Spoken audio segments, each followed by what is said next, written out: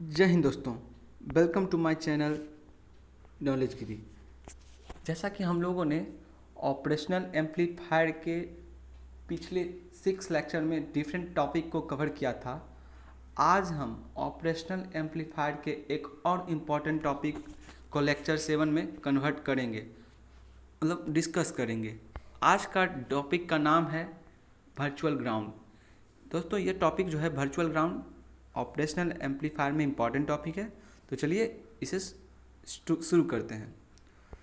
दोस्तों आप लोग को ये स्क्रीन पर वर्चुअल ग्राउंड जो हम लोग को पढ़ना है उसके लिए एक सिंबल दिख रहा होगा। डेट मीन्स एक ऑपरेशनल एम्पलीफायर जो है ये क्लोज लूप में दिया हुआ है, क्लोज लूप कॉन्फ़िगरेशन इसका दिया हुआ है। अभी तक हम लोगों ने ओपन लूप कॉन्फ़िगरेशन पढ़ा था। यह जो फिगर दिख रहा है आप लोग को, यह क्लोज लूप कॉन्फ़िगरेशन का है। तो चलिए हम जानते हैं कि वर्चुअल ग्राउंड का कॉन्सेप्ट क्या है। तो देखिए आप लोग को जैसा कि दिख रहा होगा इस पीडीएफ में, तो उसमें फर्स्ट पॉइंट का रहा है in an ideal operational amplifier, जो आपका आइडियल ऑपरेशनल ऑप एम्प होता है, the input resistance is infinite. दोस्तों जैसा कि आपने सिंपल से ये देखा था कि ये क्या थे आपका, ये इस तरह से आपने देखा था दोस्तों। ये क्या था आपका, ये अगर पॉजिटिव ये निगेटिव हो जाता तो ये आपका नॉन इन्वर्टिंग टर्मिनल था, इसको भी ये मान लेते हैं। और ये आपका माइनस नीचे में आएगा तो ये आपका इन्वर्टिंग टर्मिनल है, इसको भी मान लेते हैं। ये आपका पॉजिटिव पावर सप्लाई VCC था, ये आपका नेगेटिव पावर सप्लाई -VEE था, और आपका ये भी आउट था, है ना। ये आपका एक ऑपरेशनल एम्पलीफायर का सिंपल सिंबल था। तो दोस्तों इसमें ये कह रहा है कि ये अगर आइडियल ऑपरेशनल एम्पलीफायर है तो इसका जो इनपुट रेसिस्टेंस होता है, जैसे यहाँ पर एक रेसिस्टेंस होता है जिसको हम लोग RI से डिनोट करते हैं, जिसको जनरली बोला जाता है इनपुट रेजिस्टेंस। तो ये कह रहा है कि जो आपका आइडियल ऑपरेशनल एम्पलीफायर होता है उसका इनपुट रेजिस्टेंस इन्फिनाइट होता है ना। तो इसमें ये कह रहा है कि आपका एक आइडियल ऑपरेशनल एम्पलीफायर है, यहाँ पर फिगर दिख रहा होगा, यहाँ पर ये क्या दिया हुआ है, एक इनपुट रेजिस्टेंस दिया हुआ है ना। तो इसका जो इनपुट रेजिस्टेंस होता है वो इन्फिनाइट होता है। आप लोगों को मैंने थ्योरी में भी पढ़ाया था, मतलब जब मैं आइडियल ऑपरेशनल एम्पलीफायर और प्रैक्टिकल ऑपरेशनल एम्पलीफायर बता रहा था तो उसके करेक्टरिस्टिक्स में भी मैंने बताया था कि जो आपका आइडियल ऑपरेशनल एम्पलीफायर होता है उसका इनपुट रेजिस्टेंस क्या होता है, इन्फिनाइट होता है। यही चीज़ आपको फर्स्ट पॉइंट में कह रहा। तो इसके कारण क्या होता है, current do not flow between inverting terminal. अब देखिए मैंने ये बताया कि आपको अगर ये निगेटिव वाला ऊपर में है और ये पॉजिटिव वाला है तो निगेटिव वाला जो रहता है उसको बोलाता है इन्वर्टिंग टर्मिनल, और जो पॉजिटिव रहता है उसको बोलाता है नॉन इन्वर्टिंग टर्मिनल। सिंपली इस तरह से भी ये अगर आपका एक ऑप एम्प ड्रॉ किया हुआ है, अगर ये ऊपर वाला निगेटिव है नीचे वाला पॉजिटिव है तो ये आपका इन्वर्टिंग टर्मिनल हो गया और ये नॉन इन्वर्टिंग टर्मिनल हो गया, है ना। तो वो कह रहा है कि इसका input resistance, ideal operational amplifier का इनपुट रेजिस्टेंस RI इन्फिनाइट होता है ना। और इसके कारण इन्वर्टिंग टर्मिनल से क्या होता है, कोई करंट फ्लो नहीं करता है ना। तो इसका आई का मतलब क्या हुआ, इन्वर्टिंग करंट। हम जानते हैं कि करंट का डिनोशन I होता है और यहाँ पर स्मॉल I जो है इंडिकेट कर रहा है इन्वर्टिंग टर्मिनल का करंट। तो इन्वर्टिंग टर्मिनल का करंट क्या होता है, 0 होता है। तो यही फर्स्ट पॉइंट में कह रहा है कि आइडियल ऑपरेशनल एम्पलीफायर है, इसका इनपुट रेजिस्टेंस इन्फिनाइट होता है और इसके इन्वर्टिंग टर्मिनल से कोई भी करंट फ्लो नहीं करता। तो देखिए अब इसके सेकेंड पॉइंट में चलते हैं। सेकेंड पॉइंट में क्या कर रहा, सेकेंड पॉइंट को देखने से पहले हम फिगर को ये समझते हैं, फिगर में देखिए क्या क्या है। तो फिगर को मैं समझाने का प्रयास करता हूँ। ये आपका ये क्या है, ये आपका एक इन्वर्टिंग टर्मिनल है और ये आपका नॉन इन्वर्टिंग टर्मिनल है। तो इन्वर्टिंग नॉन इन्वर्टिंग कैसे जानते हैं, यहाँ पर पॉजिटिव रहता है तो ये नॉन इन्वर्टिंग होता है और जहाँ निगेटिव रहता है वो इन्वर्टिंग टर्मिनल होता है। तो ये समझ गए, ये ऑपरेशनल एम्पलीफायर है और उसमें ये उसका क्या है, इन्वर्टिंग टर्मिनल है और ये नॉन इन्वर्टिंग टर्मिनल है। और ये आपका आउटपुट टर्मिनल है, ये आपका पावर सप्लाई के लिए पॉजिटिव पावर सप्लाई और ये निगेटिव पावर सप्लाई के लिए है। और ये आपका क्या है, ये क्लोज लूप कॉन्फ़िगरेशन, ये जो ऑपरेशनल एम्पलीफायर है क्लोज लूप कॉन्फ़िगरेशन का है, जो कि मैं आगे बताऊंगा क्लोज लूप क्या था। अभी हम सिंपली इसमें वर्चुअल ग्राउंड के कॉन्सेप्ट को समझेंगे।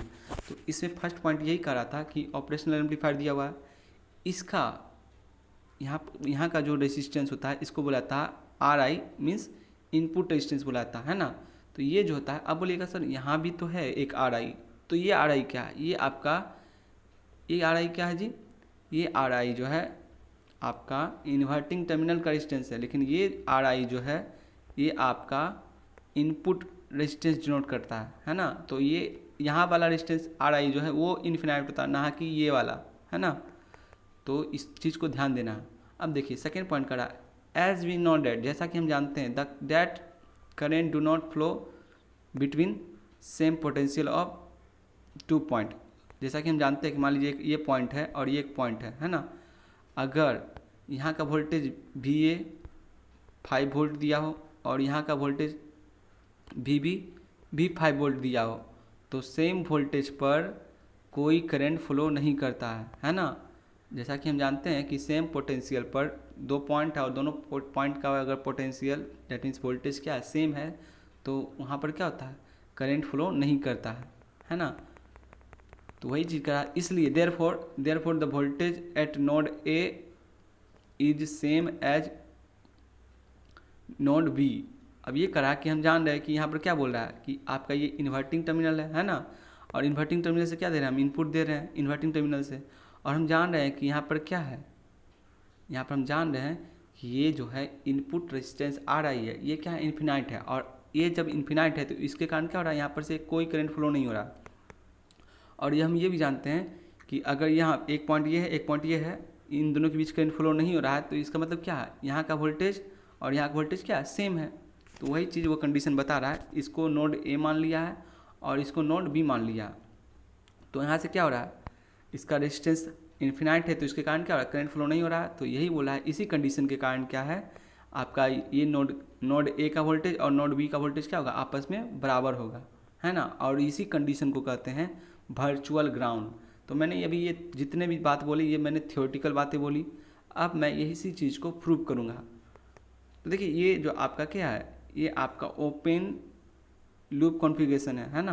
तो उसी में भी देखिए ये क्या है, इसमें भी VA इक्वल टू VB, इसमें देखिए VA क्या है, आपका नॉन इन्वर्टिंग टर्मिनल का वोल्टेज और ये इन्वर्टिंग टर्मिनल का वोल्टेज, दोनों का आपस में बराबर किया गया। और यही मतलब यही करा कि जब इनपुट रेसिस्टेंस क्या होता है, इन्फिनाइट होता है, तो उसके कारण दोनों नोड पर जो वोल्टेज होता है वो आपस में इक्वल होता है। तो उसी कंडीशन को हम लोग को प्रूव करना है, जो मैंने अभी थ्योरेटिकल बातें बोली अभी वर्चुअल ग्राउंड के लिए, उसी को हम लोग प्रूव करते हैं।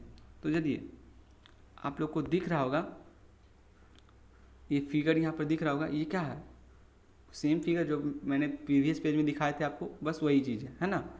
तो देखिए यहाँ पर जो रेजिस्टेंस क्या दिया हुआ है, RI इनपुट रेजिस्टेंस है, ये क्या है, इन्फिनाइट है। जब ये इन्फिनाइट है तो इसके कारण क्या है, इन्वर्टिंग टर्मिनल का करंट क्या है, I क्या है जी, 0 है। डेट मीन्स इससे कोई करंट फ्लो नहीं हो रहा है ना। तो ये कह रहा है कि जब आपका इंटरनल इनपुट रेजिस्टेंस इन्फिनाइट है तो उसके कारण कोई करंट फ्लो नहीं कर रहा। मान लीजिए अब यहाँ से क्या हुआ, हम यहाँ से कोई करंट दिए, है ना, तो ये क्या गया, नोड A पर गया, और इधर से तो करंट जाएगा नहीं क्योंकि रेजिस्टेंस हाई है, तो सारा करंट क्या होगा, इधर से आउटपुट में चला जाएगा। डेट मीन्स हम यहाँ से अगर इनपुट देते तो इस रास्ते से वो आउटपुट हमको मिल जाता है ना, कोई करंट डिस्टर्ब नहीं होता है। तो वही करा, since gain of ideal operation amplifier क्या होता है, मैंने बताया था आइडियल ऑपरेशन एम्पलीफायर के कैरेक्टरिस्टिक्स में कि जो आपका आइडियल ऑपरेशनल एम्पलीफायर होता है उसका गेन क्या होता है, इनफिनाइट होता है। और आप भी जानते हैं कि गेन बराबर क्या होता है जी, गेन बराबर होता है V आउट बटे V इनपुट, मतलब आउटपुट बटे इनपुट क्या होता है, वो गेन होता है, मतलब रेशियो ऑफ आउटपुट बटे इनपुट इज कॉल्ड गेन। तो यहाँ पर ये कह रहा है कि अब देखिए इसी कि ये जो आपका आइडियल ऑपरेशन एम्पलीफायर उसका गेन क्या है, इन्फिनाइट है। तो इसके कारण क्या होगा, यहाँ जो आप V आउट से नोट करिए, ये क्या होगा, V आउट बटे V ID। अब देखिए यहाँ पर VID, यहाँ पर लिखा ना VID। VID मतलब क्या, आप जानते थे कि ऑपरेशनल एम्पलीफायर में, जिस तरह से मैंने बताया था कि ऑपरेशनल एम्पलीफायर में क्या होता था, आउटपुट, इनपुट क्या होता था, आउटपुट बाद में लेते हैं। ये इनपुट क्या होता था, यहाँ पर ये VA है और ये VB है ना। तो यहाँ पर क्या होता था, इन दोनों का क्या लेते थे, डिफरेंस लेते थे, है ना। अगर ये पॉजिटिव है ये निगेटिव है तो VB minus BA, that means non inverting terminal का वोल्टेज माइनस इन्वर्टिंग टर्मिनल का वोल्टेज बराबर क्या होता था, VID। VID को क्या कहते थे, यहाँ पर मैं लिख देता हूँ VID को क्या कहते थे, इनपुट डिफरेंस वोल्टेज, है ना। इसको बोला जाता था इनपुट, है ना। मतलब ये जो ऑपरेशनल एम्पलीफायर है, ये जो आपका ऑपरेशनल एम्पलीफायर है उसका क्या है, इनपुट है ना। तो वही आप जानते हैं कि गेन बराबर क्या होता है, आउटपुट बटे इनपुट। तो VID क्या है, आपका इनपुट डिफरेंस, है ना। ये ऑपरेशनल एम्पलीफायर उसका इनपुट है और V आउट क्या है, उसका आउटपुट है। ये क्या होगा, इन्फिनाइट होगा, है ना। ये आइडियल ऑपरेशनल एम्पलीफायर में।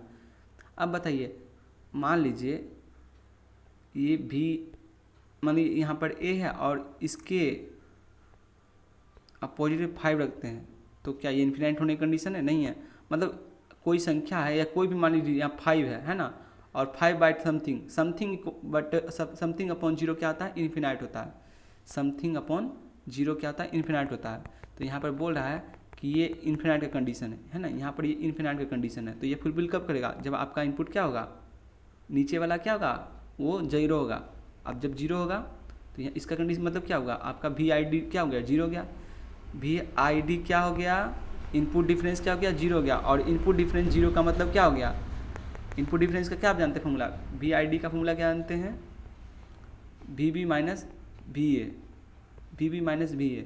अब देखिए VB माइनस VA पर आप लोग को ध्यान देना है कि VB माइनस VA जो है ये आपका VA माइनस VB हो सकता है। वो कैसे, तो यहाँ पर देखिए मैंने आपको बताया है कि यहाँ पर जो मैंने B लिया है वो क्या है, पॉजिटिव यहाँ दिया हुआ है, मतलब ये नॉन इन्वर्टिंग टर्मिनल है ना। और यहाँ पर जब मैंने A लिया वो क्या है, इन्वर्टिंग टर्मिनल है।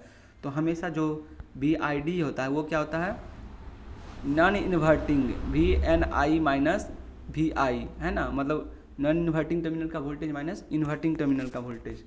तो अगर आप क्या करते हैं, इन्वर्टिंग टर्मिनल को B लेते हैं, जैसे मैंने यहाँ A लिया है तो इसको क्या किया, BA को बाद में लिखा और VB को पहले लिखा, है ना। अगर आप ऊपर वाले को B लेते हैं और नीचे वाले को A लेते हैं तो आप इसको VA माइनस BB भी लिख सकते हैं, है ना। तो इन चीज़ों पर ध्यान देना आपको। सिंपली आपको यह समझना था कि ये आपका क्या हुआ, VID 0 हो गया, है ना। अब 0 क्यों हुआ जी, क्योंकि इसको इन्फिनाइट होना है ना, तो उसके लिए आपको कंडीशन फॉलो करना पड़ेगा। अब देखिए ये आपका होता है इनपुट डिफरेंस बराबर इनपुट डिफरेंस वोल्टेज बराबर। अब ये क्या, इनपुट डिफरेंस वोल्टेज तो 0 है ना। तो 0 बराबर क्या हो गया, ये हो गया। और इससे क्या निकल के आया रिलेशन, इससे रिलेशन ये निकल के आया कि VA इक्वल टू VB, मतलब आपका नोड A का voltage equal to node B का वोल्टेज। तो इसको आपको ध्यान में रखना है ना। यही आपका क्या है, ये जो कंडीशन है VA बराबर VB, ये आपका क्या है, वर्चुअल ग्राउंड का कॉन्सेप्ट है ना। अब देखिए इसके पॉइंट को, कंक्लूजन पे आते हैं। This means that input terminal of op amp are efficiently shorted and virtual ground exit in the circuit. इसका मतलब ये हुआ कि आपका जो ये इनपुट टर्मिनल इसको क्या कर दिया गया, शॉर्ट कर दिया गया, है ना। शॉर्ट कर दिया गया, और शॉर्ट करने से क्या हुआ, दोनों टर्मिनल का वोल्टेज आपस में इक्वल हो गया, है ना। और इसके कारण यहाँ से कोई करंट फ्लो नहीं कर रहा है। तो वो यही इससे कंक्लूजन आया, और इसी कंक्लूजन से ये क्या हुआ, इस कंडीशन को वर्चुअल ग्राउंड कहा गया। यही आपके वर्चुअल ग्राउंड का कॉन्सेप्ट था। ये कॉन्सेप्ट अगर आप लोग अच्छे से समझ जाते हैं तो आप लोग को आगे जब न्यूमेरिकल बनाइएगा उसमें आपके लिए बहुत हेल्पफुल होगा। अब देखिए अगर आपके एग्जाम में मतलब अगर जब आप न्यूमेरिकल बनाइएगा तो किस तरह से कॉन्सेप्ट रहेंगे, तो उसमें आपका ये क्या है, इस तरह से आपका ऑप एम्प रहेगा, है ना। और इसको इस टर्मिनल को ग्राउंड कर दिया गया, इस टर्मिनल को क्या कर दिया, ग्राउंड कर दिया गया। तो इस तरह से रहेगा। तो इसका मतलब ये हुआ, अगर यहाँ पर A टर्मिनल और ये B टर्मिनल है ना। A टर्मिनल का वोल्टेज अगर 0 दिया हुआ है तो B टर्मिनल का वोल्टेज क्या होगा, A टर्मिनल का वोल्टेज 0 दिया हुआ है तो B टर्मिनल का वोल्टेज क्या हो जाएगा, A terminal equal to B terminal equal to 0। और ये 0 कैसे आया जी, वर्चुअल ग्राउंड के कॉन्सेप्ट से, है ना। अगर यहाँ इस टर्मिनल का वोल्टेज अगर जीरो है तो यहाँ का भी वोल्टेज क्या होगा, जीरो होगा। क्यों होगा, तो वर्चुअल ग्राउंड के कॉन्सेप्ट थे। दोस्तों अगर आपको ये वीडियो अच्छा लगा होगा अगर तो इसको शेयर करिए। साथ ही साथ दोस्तों अगर आपको किसी प्रकार का डाउट है तो फर्स्टली अपने डाउट को कमेंट बॉक्स में रखिए, और आपको अगर इस सारे लेक्चर का PDF चाहिए तो वो भी कमेंट करके आप बताइए। आज के लिए इतना ही। नेक्स्ट वीडियो में हम लोग देखेंगे क्लोज लूप कॉन्फ़िगरेशन को। Thank you so much.